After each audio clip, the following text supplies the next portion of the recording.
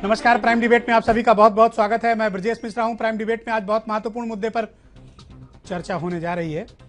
उत्तर प्रदेश के लिए प्रधानमंत्री नरेंद्र मोदी ने खजाना खोल दिया है। हाल ही में प्रधानमंत्री कार्यालय ने उत्तर प्रदेश के इंफ्रास्ट्रक्चर और डेवलपमेंट के लिए 1 लाख करोड़ की प्लानिंग की है और उम्मीद की जा रही है कि इस 1 लाख करोड़ से उत्तर प्रदेश की तकदीर बदलने की कोशिश नरेंद्र मोदी करेंगे। उसकी वजह भी समझ में आ रही है क्योंकि 2 साल पहले उत्तर प्रदेश में अपनी चुनावी रैलियों में लोकसभा चुनाव के पहले जो कुछ वादा नरेंद्र मोदी ने किया था, अब जनता उनसे हिसाब मांग रही है। तो जाहिर सी बात है कि एंटी इनकम्बेंसी से बचने के लिए प्रधानमंत्री कार्यालय ने देश के खजाने का मुंह उत्तर प्रदेश के लिए खोल दिया। ये अच्छी बात भी है, हम स्वागत भी करते हैं कि किसी बहाने ही सही उत्तर प्रदेश का विकास होना चाहिए। हालांकि प्राइम डिबेट में 20 से ज़्यादा बार इस बात की चर्चा हुई है कि केंद्र सरकार ने 2 साल में क्या किया, लिहाजा केंद्र सरकार भी पूरी तैयारी के साथ आ रही है कि वो क्या करने जा रही है। अब सवाल इस बात का है किस वक्त पर किया जा रहा है और क्या ये सभी योजनाएं 1 लाख करोड़ की जो प्लानिंग की जा रही है प्राइम मिनिस्टर ऑफिस के द्वारा, क्या ये पूरी हो पाएंगी और इसका मकसद क्या है। तो इसी खास विषय पर चर्चा करेंगे। मेरे साथ 4 महत्वपूर्ण मेहमान आज स्टूडियो मौजूद हैं। उत्तर प्रदेश में भारतीय जनता पार्टी के फायर ब्रांड प्रवक्ता आईपी सिंह मेरे साथ हैं, समाजवादी पार्टी के नेता और यूपी सरकार में मंत्री जूही सिंह, वरिष्ठ कांग्रेस नेता सुबोध श्रीवास्तव और सिद्धार्थ कलहंस, उत्तर प्रदेश के बहुत जाने माने पत्रकार और बिजनेस के मामले में बड़ी खासी दिलचस्पी भी रखते हैं। बहुत बहुत स्वागत है आप चारों का। आईपी सिंह, सबसे पहले तो मैं शुक्रिया अदा करना चाहूंगा केंद्र सरकार का कि कम से कम उत्तर प्रदेश की याद तो आई और 1 लाख करोड़ का मैंने सुना है कि प्लानिंग हो रही है, बट लेकिन आरोप यह है कि आपको याद तब आई जब उत्तर प्रदेश में चुनाव होने जा रहा है। नियत आपकी पहले नहीं थी देने की। देखिए, माननीय प्रधानमंत्री जी ने का नारा दिया, धन्यवाद तो कह देते पहले। नहीं, ये जो 1 लाख करोड़ कह रहे हैं, 1 लाख करोड़ नहीं, अभी तक अगर देखा जाए तो राज्य सरकार का अगर बजट ही उठा के हम, आप बजट पर क्यों जाते हो, मैं तो स्पेसिफिक एलोकेशन पे भारत जाता हूं। सरकार लगातार तमाम योजनाओं के माध्यम से जो पैसे राज्य सरकार को दे रही है वो सब भी पैसा भारत सरकार का है। हाँ, 1 लाख करोड़ की जो योजना आप बता रहे हैं वो योजना जैसे लगभग 768 किलोमीटर हाईवेज का काम नितिन गडकरी जी ने स्पष्ट तौर से कहा वो प्रारंभ हो चुका है। और माननीय प्रधानमंत्री जी ने शपथ लेने से पहले कहा कि मेरी सरकार देश के गरीब, वंचित, शोषित, दलित, किसान, जवान, इनको समर्पित मेरी सरकार है। उसी आधार पर और सरकारें जो हैं सूझबूझ, दूरदर्शिता और कालजयी फैसलों से परखी जाती हैं। मैंने तो कहा कि याद तब आई जब चुनाव है। प्रधानमंत्री जी ने चाहे रेलवे सेक्टर में देख लीजिए, तमाम इतने बड़े कार्य हो रहे हैं, वो अगर जोड़ दिया जाए तो 1 लाख करोड़ से ऊपर की योजनाएं उत्तर प्रदेश को मिल चुकी हैं। अभी स्टैंड अप इंडिया के तहत माननीय प्रधानमंत्री जी ने दलित नेता रहे श्री जगजीवन राम, उनकी पुण्य तिथि पर उन्होंने कहा कि जो उत्तर प्रदेश नहीं पूरे देश का दलित है और पूरे देश में नहीं, मैं इस बात पे आपसे फिर बात करूंगा। बैंक है वो 10 लाख से इस इशू पर फिर आपसे डिस्कस करूंगा। 1 करोड़ रुपए ऑल राइट, जूही सिंह जी जा रहे हैं। ये पहली बार भारत में योजना लागू होने जा रही है। ओके, जूही सिंह जी, केंद्र सरकार चुनाव से पहले उत्तर प्रदेश से बहुत मेहरबान हुई है और अब तो 1 लाख करोड़ का बाकायदा प्रोजेक्ट लेके आ रही है। तो आपके विकास का जवाब तो ये बड़े तगड़े विकास से देने जा रहे हैं। प्लानिंग चल रही है, हम तो 3-4 साल से विकास कर रहे हैं और आप तो बीएसपी के साथ सरकार बना चुके हैं, तो हमारे साथ विकास कर लेंगे तो कोई खराबी नहीं है। अभी प्लानिंग चल रही है। दूसरी बात, आईपी सिंह साहब ने कहा तो उत्तर प्रदेश कोई भिखारी नहीं है। पैसा ना भारत सरकार का है ना राज्य सरकार का है, पैसा जनता का है। आप हमें दे नहीं रहे हैं। रेलवे के बजट पे क्या उत्तर प्रदेश को मिला, आम बजट में उत्तर प्रदेश को क्या मिला, सब बजट जब खत्म हो गए तो आपने एक प्लानिंग कर दी। अब चुनाव आ रहे हैं तो मंशा आपकी साफ है कि आप उत्तर प्रदेश को जो हाशिए पे पड़ा हुआ था, आपको इतने सांसद देने के बाद अब आप उसको फोकस में ला रहे हैं। हम तो अपनी योजनाओं को चला रहे हैं, 4 साल से चला रहे हैं, चाहे शिक्षा हो, चाहे स्वास्थ्य हो, चाहे इंफ्रास्ट्रक्चर हो, चाहे डेवलपमेंट हो, चाहे वो सोशल सेक्टर हो। सोशल सेक्टर पे राज्य सरकार का जो भी प्रतिभागिता सेंट्रल गवर्नमेंट की थी वो हमेशा कम की जा रही है, तो उसका जवाब कहां से आएगा। ओके, सुबोध श्रीवास्तव, मैंने देखा है कि बिहार में भी चुनाव के पहले बहुत समारोह पूर्वक नरेंद्र मोदी ने 1.25 लाख करोड़ रुपए के पैकेज का ऐलान किया था। यूपी में चुनाव भले ही कुछ महीने बाद हो, लेकिन ऐलान तो एक तरीके से हो ही गया। बिल्कुल आपने सही बात कही, मैं यही बात कहने जा रहा था कि जब बिहार का मैं आपकी आत्मा की बात समझता हूँ ना, इसलिए मैंने करोड़ का पैकेज वो जाके, इसीलिए कहता हूँ मेरी बात माना करिए। मालूम पड़ रहा है पीके की बात आप लोग ज्यादा मानते हो। वो बहुत बड़ा एहसान करने की भूमिका में थे। एक प्रधानमंत्री के नाते उनकी जो जिम्मेदारी है उन्हें पूरी करनी चाहिए, और देश और प्रदेश की जनता ये जानती है कि वो जो कुछ भी वादे कर चुके हैं चुनाव, अपने लोकसभा चुनाव के दौरान, वो भी पूरा करने की नीयत इनमें नहीं है। तमाम तरह की बातें, 15 करोड़ हर खाते में लाने की बात से लेके, महंगाई कम करने से लेके, और पता नहीं क्या क्या काला धन वापस लाने से लेके, पता नहीं क्या क्या बातें इन्होंने वादे की है। अब चुनाव की बेला पर जब उत्तर प्रदेश में चुनाव 8-10 महीने के अंदर हो जाएंगे, तो उस समय 1 लाख करोड़ का कोई इन्होंने हरी झंडी सिर्फ दी है, वो इंप्लीमेंट कब होगा ये भी कोई नहीं जानता। जो स्थितियां हैं उसमें इनकी कथनी और करनी का अंतर, चाहे वो प्रधानमंत्री हो और चाहे हमारे प्रदेश के मुख्यमंत्री हो, वो साफ नजर आता है। कहीं कोई उसमें कहीं कोई विरोधाभास नहीं है। अब एक बात और भी है कि जो जिस तरह की मिलीभगत समाजवादी पार्टी और भारतीय जनता पार्टी के नेताओं में चल रही है, उसको देखते हुए, अच्छा, हमने तो सुना आप और समाजवादी पार्टी एक हैं, और आपका तो दिखता भी है मैनपुरी में, रायबरेली में, अमेठी में। चुनाव का जिक्र थोड़ा इतिहास देखकर बोला करिए। मुलायम सिंह जी की क्या भूमिका थी? वो तो पूरी तरह मुलायम सिंह की भूमिका हमने अमेठी और रायबरेली में देखी। मैं अभी 2 जीते हैं आपके के चुनाव में, और दोनों समाजवादी पार्टी की कृपा पर जीते हैं। हाँ, लेकिन जो अपने आप को बहुत बड़ा सेक्युलर कहता हो, वो जाके बीजेपी को मदद करने लगे, ये एक विरोधाभास है। ऑल राइट, सिद्धार्थ कलंस, इतने बड़े पैकेज का ऐलान जो उत्तर प्रदेश के पैकेज, क्या मैं तो कहूं कि उत्तर प्रदेश के इंफ्रास्ट्रक्चर के लिए जो ऐलान हुआ है, इसके राजनीतिक, इसके आर्थिक और इसके सामाजिक मायने क्या हैं इस तरह के ऐलान के पहले? क्या केंद्र सरकार ऐसे किसी विषय पर घिर गई है कि 2 साल में उसने उत्तर प्रदेश के लिए कुछ नहीं किया, जहां से उसके और उसके सहयोगियों के 80 में 73 सांसद हैं? क्या ये डिफेंसिव स्टेप है? सबसे पहले इसके आर्थिक पहलू पे बात कर लेते हैं। जिस दिन केंद्र सरकार का बजट आया था, हम लोग इसी स्टूडियो में बैठे थे और कमोबेश मेहमान भी ज़्यादातर यही थे। हम लोगों ने उस दिन बजट पर चर्चा की थी और ये देखा था कि इस बजट में किस किस सेक्टर को कितना मिला। केंद्र सरकार के सामने भी ये समस्या है कि बजट में जो एलोकेशन है, उस एलोकेशन से इतर तो कुछ नहीं दिया जाएगा। बजट में जो एलोकेशन है उतना ही मिलेगा। और हकीकत यह है कि उत्तर प्रदेश को पहले केंद्र सरकार से जो पैसा मिलता था, या उत्तर प्रदेश का जो टोटल साइज होता था केंद्र से मिलने वाले पैसे का, इसमें करों में केंद्रांश के साथ केंद्रीय योजनाओं से मिलने वाले पैसे में, उसमें 9,000 करोड़ की कमी आई है। इस 1 लाख करोड़ के पैकेज का जो भी बाइफर्केशन है, 9,000 करोड़ जो उत्तर प्रदेश सरकार के पास कैश डेफिसिट होगा केंद्र से मिलने वाले पैसे का, उस पर कोई बात नहीं की गई है, नंबर 1। नंबर 2, अखिलेश यादव को 7वें वेतन आयोग की चिंता जरूर सता रही है। इसको लेकर उन्होंने केंद्र सरकार से अनुरोध किया कि आप हमें कुछ पैसा दें। कितना भार आएगा यूपी सरकार पर? 50% पैसा दें। और इन्होंने वो पैसा करीब 75,000 करोड़ रुपए की बात है, और इसको लेकर कोई आश्वासन अभी तक इनको नहीं मिला है। अब इस 1 लाख करोड़ की बात कर लें, इसके आर्थिक पक्ष की बात कर लें, ये वही पैसा है। ये पैसा देंगे नहीं, ये पैसे का इस्तेमाल खुद केंद्र सरकार करेगी। ये जो पैसा है, ये जो पैसा है हाईवेज पे, फर्टिलाइजर कारखाने खोलने में, ये जो पैसा है, ये जो केंद्रीय योजनाएं हैं, इन योजनाओं की रीशफलिंग, रीपैकेजिंग है। बंद पड़े कारखानों का मैं टिकर लगातार इस पर देख रहा हूं। बंद पड़े कारखानों में जो वो कारखाने जो BIFR को रेफर हुए हैं, एक योजना उनकी है, सुबोध जी बैठे हुए हैं, इनकी सरकार के समय से चल रही है। 9 कारखाने ऑलरेडी उत्तर प्रदेश के रजिस्टर हो चुके हैं, जिनको जीवित करने के लिए केंद्र सरकार से पैसा मिलना है, उस पैकेज के तहत पैसा आना है। तो ये सारी जो योजनाएं जिनके बारे में बात की जा रही है, इसमें कुछ भी नवीन नहीं है। 1 भी रुपए का एडिशनल फंड, 1 भी रुपए का फंड लगाकर कोई एडिशनल हेड नहीं खोला गया। सिंह, 2 महत्वपूर्ण मुद्दे निकल कर आए इस प्राथमिक चर्चा में जो फर्स्ट राउंड में हम लोगों ने की। पहला, 9,000 करोड़ रुपए आपने उत्तर प्रदेश को जो उसके हक में था वो कम दिया, और इसके कई बार आरोप भी लग चुके हैं। मुख्यमंत्री ने सार्वजनिक मंचों से ये बात कही भी। दूसरी बात, आप 1 लाख करोड़ रुपए खर्च कर रहे हैं, लेकिन ज्यादातर उसमें पैसे या तो आप रोड के लिए खर्च कर रहे हैं, या फिर फर्टिलाइजर कारखाना जो खुलने जा रहा है, जो रीओपन हो रहा है गोरखपुर में। आपने बुंदेलखंड के लिए कोई एलोकेशन नहीं की, आपने बाकी पूर्वांचल या मध्य उत्तर प्रदेश के लिए कोई एलोकेशन नहीं है।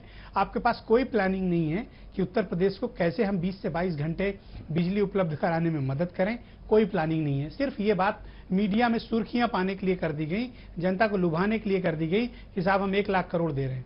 लेकिन क्या आप बताएंगे क्या इससे उत्तर प्रदेश का इंफ्रास्ट्रक्चर मजबूत कर पाएंगे आप? हाँ बिल्कुल, अगर 2-3 मिनट का वक्त मैं चाहूंगा। बिल्कुल, 2 मिनट का वक्त सबसे है। पहले मैं सिद्धार्थ कलहन आप मेरे सवाल का जवाब देते तो मेरे ख्याल देना से चाहूंगा। ज्यादा 6,000 करोड़ रुपए जो बरौनी और गोरखपुर की जो यूरिया फैक्ट्री बंद पड़ी है, उसको बजट में उसका प्रोविजन किया गया है साफ तौर पे।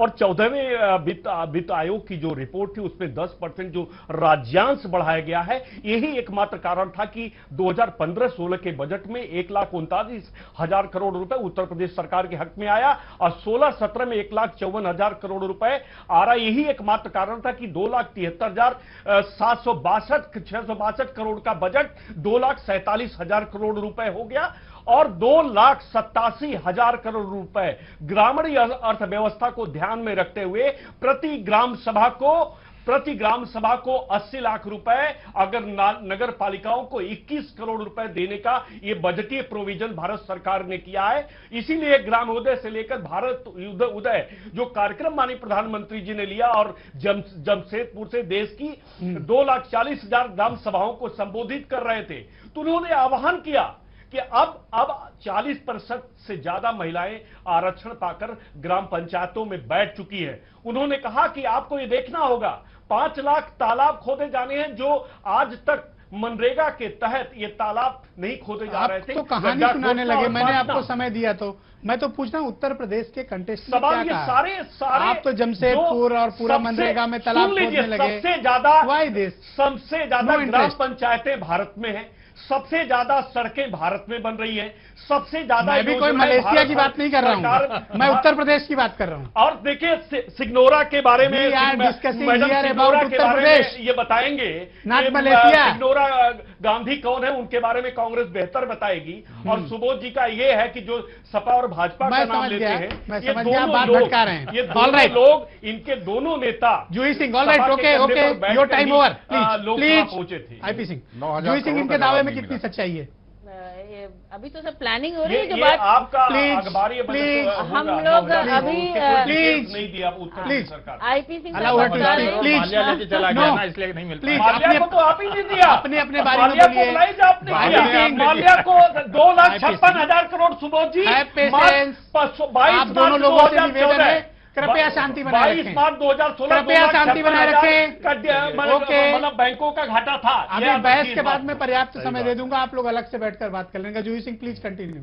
अभी तो हम लोग प्रधानमंत्री जी का संबोधन ही आईपी सिंह द्वारा सुन रहे थे कि कितनी ग्राम पंचायतें हैं और किसको क्या सब्सिडी, कितनी सब्सिडी किसको गिव अप करनी चाहिए और कौन सी भारतोदय योजना है।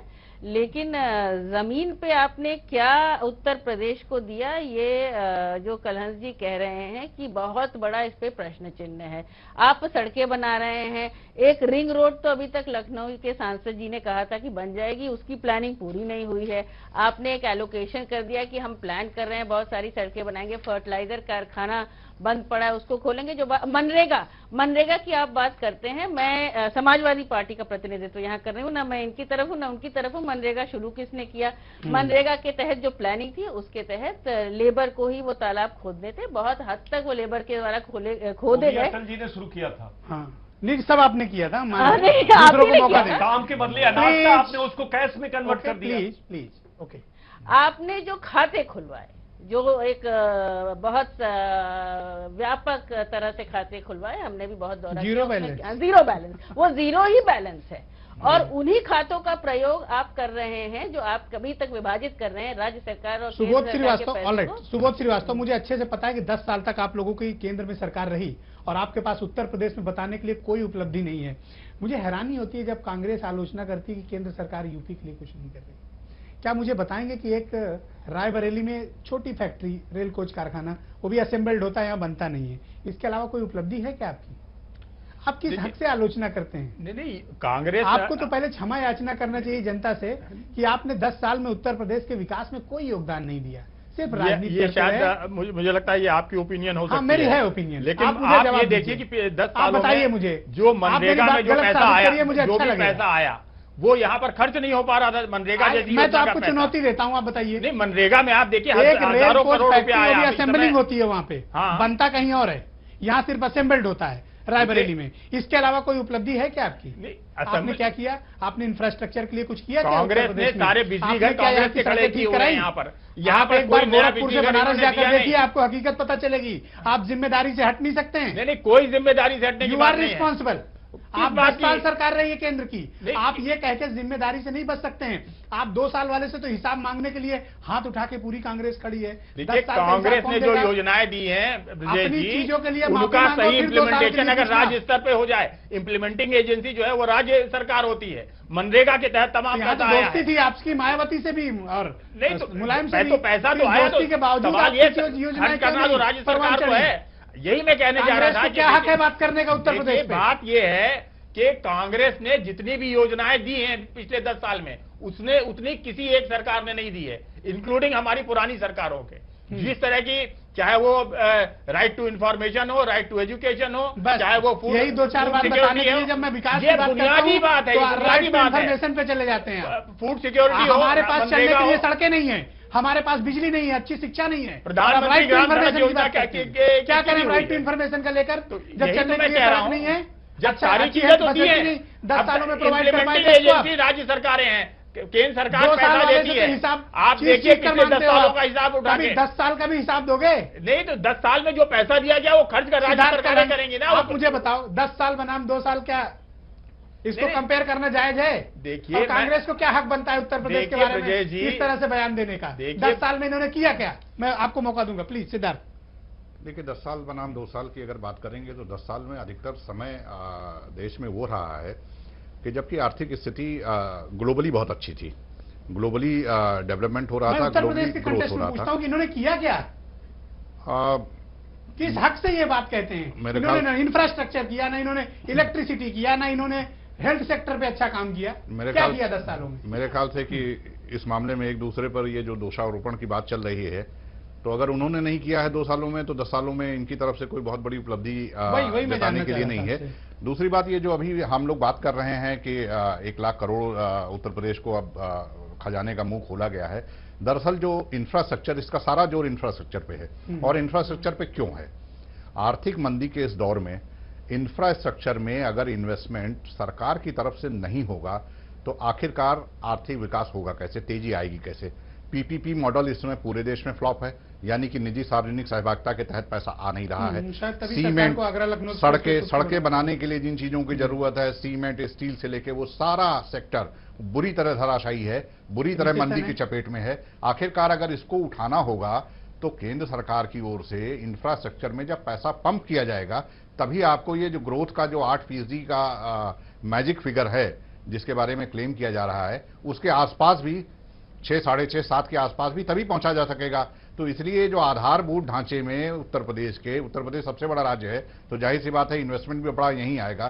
तो ये उत्तर प्रदेश के ऊपर कोई एहसान नहीं है, ये उस आर्थिक विकास के मैजिक फिगर को पाने की जो लालसा है, उस लालसा के तहत ये सारा निवेश किया जा रहा है। और उत्तर प्रदेश ही नहीं, जहां जहां भी चुनाव होंगे, वो एक राजनीतिक कंपल्शन हो सकता है कि उत्तर प्रदेश में चुनाव लड़ना है तो यहां इसको एक पैकेज की तरह लाया जाए, ताकि 17 के चुनाव में कह सकें कि भाई हमने ये किया, हमने ये किया। लेकिन हकीकत ये है कि इंफ्रास्ट्रक्चर में पैसे पंप करना इस समय सरकारों की मजबूरी है। ओके, आईपीसी आरोप इस बात का है कि जब आप चुनाव में जाएंगे उत्तर प्रदेश में, अगर समय से चुनाव होते हैं तो जनवरी फरवरी 2017 में, तो आपको भी अपने 3 साल का हिसाब देना पड़ेगा।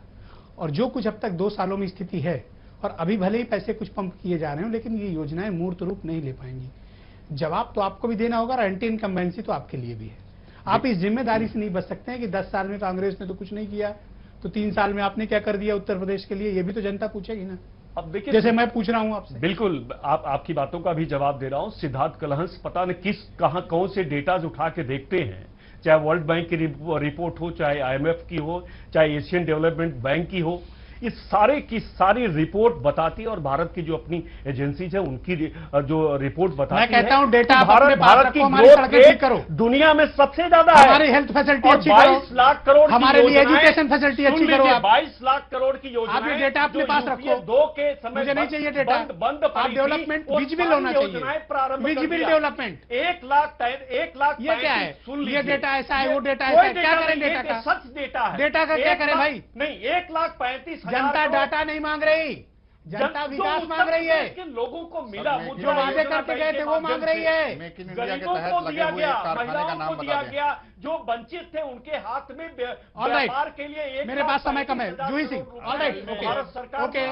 okay. भाषण देने लगते हैं बजाय जवाब देने। All right, okay. Juhi Singh, क्या डेटा जो पढ़े जा रहे हैं, बताए जा रहे हैं, आम आदमी के जीवन में तो मुझे इस डेटा का कोई रिफ्लेक्शन दिखता नहीं। मैं तो हर बार कहता हूं मैं एक आम आदमी हूं और मैं चाहता हूं कि अच्छी सड़क मिले, बच्चों को हमारे अच्छा स्वास्थ्य मिले, अच्छा एजुकेशन मिले और रहने लायक अच्छी जगह हो। बस इतनी सी गुजारिश है। उसको ये डेटा में उलझा देते हैं, कभी वादों में उलझा देते हैं, कभी केंद्र और राज्य में उलझा देते हैं। और आपसे भी शिकायत है कि आपको भी पार्टी इसमें कोई पॉलिटिक्स में कमी नहीं करती है। हम एक आम आदमी है ना, हमको उस फैसिलिटी दीजिए जिसका हमें हक है। विजय जी, आपकी बात सही है कि जनता जो है वो सड़क चाहती है, शिक्षा चाहती है, सुरक्षा चाहती है, स्वास्थ्य भी चाहती है। स्वास्थ्य भी चाहती है। मुझे दुख होता है जब लखनऊ में मैं ये पढ़ता हूँ कि टॉयलेट में महिलाओं ने बच्चों को जना बहुत हुए, दुख होता है। गलियारे में हुए। बहुत यू दुख आर होता है। Responsible, your government is responsible. We take full responsibility और हम प्रयत्न कर भी रहे हैं, प्रतिबद्ध भी हैं कि चीजें जब सुधरें। राजधानी लखनऊ में ये हाल है तो कुशीनगर, बलिया, देवरिया, बांदा, महोबा, चित्रकूट में क्या आलम होगा? जहां जहां इस तरह किस समाज में हम लोग रह रहे हैं? 47 महिलाओं का एक डॉक्टर ने ऑपरेशन किया है। Please please, yes. उसी कुशीनगर के Please. जिसका जिक्र किया आपने। जूही सिंह बताइए। मैं ये कहना चाहती हूँ कि ऐसे बहुत मतलब सरकार संवेदनशील है और हम कोशिश करते हैं जहाँ जहाँ इस तरह के इंसिडेंट्स होते हैं वहाँ वहाँ जरूर संज्ञान में लें, बेहतर शिक्षा, स्वास्थ्य और सुविधाएं जनता तक पहुंचा सके। ये सही बात है कि राजनीतिकरण अक्सर चीजों का हो जाता है और हम उत्तर प्रदेश जैसे यही जो पैनल है, अक्सर हम लोग उत्तर प्रदेश छोड़ के कहीं और चले जाते हैं। मुझे लगता है कि आप यहाँ पर इस देश में की लोकतांत्रिक व्यवस्था है, इसमें आम आदमी को दबाने के लिए राजनीतिक पार्टियां कुछ भी करती हैं। मेरा तो अनुरोध है कि इतना मत दबाइए कि कोई उठकर खड़ा हो जाए। अब कोई किसी को दबा नहीं सकता है, जनता तो जवाब मांगेगी, चाहे सुबोध हमसे श्रीवास्तव, मांगे, 20 चाहे हमसे सेकंड। मांगे, चाहे मेरे पास उनसे समय कम है। मांगे। 20 सेकंड इस मुद्दे पर आपकी फाइनल ओपिनियन। मुझे अच्छा लगेगा आप पहले 10 साल के लिए माफी मांग लेते हैं। नहीं 10 साल के लिए माफी नहीं, जितना किया है, क्योंकि राज्य में हमारी सरकार नहीं है इसलिए हम उसकी दोस्ती जिम्मेदार तो नहीं है। थी। लेकिन नहीं, दोस्ती थी तो इन लोगों को काम करना चाहिए था ना, फंड्स तो अवेलेबल कराए गए। इन्हीं कहीं यही माफी मांग लें। हाँ, आप कहिए इनको। इन लोगों को माफी मांगना चाहिए। अब मुलायम सिंह जी ने आप तो नहीं मांगेंगे। देखिए, मुलायम सिंह जी ने इसी तो अभी अहंकार में 24 साल से कभी सत्ता से सिद्धार्थ बाहर जी हैं। मेरी बात सुन लीजिए, अब आप मेरी बात सुन लीजिए। देखिए, इनकी भाजपा पता की नहीं IPC क्या please, उड़ाती रहती है, IPC समझ में नहीं आता कि जहाँ सपा आईपीसी कभी 20 सेकंड उन्होंने जहाँ- दिया। 7 Please, किलोमीटर बोलने की दीजिए, सड़क 20 सेकंड का इन्होंने समय मिला है। 3.5 साल में बनाई लोहिया अरे, पर बोलने दीजिए वाइडनिंग भाई। की। उनको 20 सेकंड देखिए, भारतीय जनता पार्टी की मानसिकता अटल बिहारी वाजपेयी जी की जो गवर्नमेंट थी उसकी मानसिकता से आगे नहीं बढ़ सकी है। वो इंडिया शाइनिंग और फील गुड की बात करते थे, अब ये भारत उदय हो जाने क्या क्या चीज। सिग्नोरा गांधी की तरफ नहीं बढ़े जहां और- 4 बार इटली में नाम आया अरे है भैया, कि आपके- मैडम गांधी आपके ने घूस अध्यक्ष पैसा खाया। लेते- सामने वो- सीधे वो- सीधे वो- कैमरे पे आपके- नो पर्सनल टॉक। आपके नो। राष्ट्रीय अध्यक्ष पैसा लेते Thank थे। you. अरे आप सिद्धार्थ करोड़ों अरबों रुपए छोड़िए। खा गए। सिद्धार्थ, अब 20 सेकंड। बात मेरी बात पूरी सुनो। IP सिंह, no, एक please. सेकंड मेरी और सुन लीजिए बात। जी। दूसरी बात यह है कि IP सिंह, please. जो भी आज ये अखिलेश यादव जो अपना खजाना खोल रहे हैं, उसके पीछे भी यही है कि 4 साल में तो कुछ किया नहीं है, अब जब किसी तरह से जनता के बीच में अपनी छवि बचानी है। तो Okay. ये सारा इसलिए सिद्धार्थ ये सारा कलंस, कुछ 20 हो रहा सेकंड, है। please. Okay. और ये सारा Thank you, दोस्ती thank you. सपा और भाजपा Thank की you, दोस्ती time की over. वजह के से। बारे over. में भी 4 ब्रजेश साल जी, बोलते, कभी नहीं बोलते Please, सिद्धार्थ no. कलंस। ब्रजेश जी, आपका यक्ष प्रश्न है कि आम जनता को इससे क्या लाभ होगा? आम मैं जनता फिर को कह रहा हूं इतना मत दबाओ कि हम उठकर खड़े हो जाएं। आम जनता को 60 सालों से आप हमारे लिए न सड़क दे पा रहे हो, न बिजली, न स्वास्थ्य, न शिक्षा, कितना दबाओगे? आम जनता को जो लाभ होता है वह लाभ होता है जहां पर सीधे सीधे बेनिफिट आम जनता की जेब तक पहुंचता है। उसकी योजनाएं हैं देश में, मनरेगा है, उसके समाजवादी पेंशन योजना उत्तर प्रदेश में है, इसके तहत डायरेक्ट बैंक ट्रांसफर है, इसके तहत बैंक की कर्ज माफी होती है। इस तरह की तमाम योजनाएं हैं। इंफ्रास्ट्रक्चर के पंप करने से, इन्वेस्टमेंट पैसा पंप करने से आम जनता को होता हुआ लाभ सीधे सीधे तौर पर और खास तौर पर कम समय अवधि में ये नजर तो नहीं शॉर्ट आता। टर्म फायदे हैं ना कि आपने किसी को 2000 किसी को 4000 दे दिए, उससे देश की तकदीर नहीं बदली। बहुत बहुत शुक्रिया आपका चुनावी वर्ष मेरे साथ इस बड़ी परिचर्चा में शिरकत करने के लिए। IP सिंह, सुबोध श्रीवास्तव, सिद्धार्थ कलंस, आप चारों को बहुत बहुत शुक्रिया मेरे साथ इस चर्चा में सम्मिलित होने के लिए। इसमें कोई दो राय नहीं कि जब विकास की आती है तो राजनीति भी उसके साथ शुरू हो जाती है, लेकिन उत्तर प्रदेश को विकास के मामले में राजनीति की जरूरत नहीं है। उत्तर प्रदेश को एक ऐसा इंफ्रास्ट्रक्चर चाहिए जहां लोगों को चलने के लिए सड़क, उनके बच्चों के लिए अच्छा स्वास्थ्य, बच्चों के लिए अच्छी शिक्षा और घर में बिजली चाहिए और एक सम्मानजनक जीने के लिए थोड़े से पैसे चाहिए। राजनीतिक दलों से जनता की कोई बहुत बड़ी डिमांड लग्जरी की नहीं है, बस जरा सी ख्वाहिश है।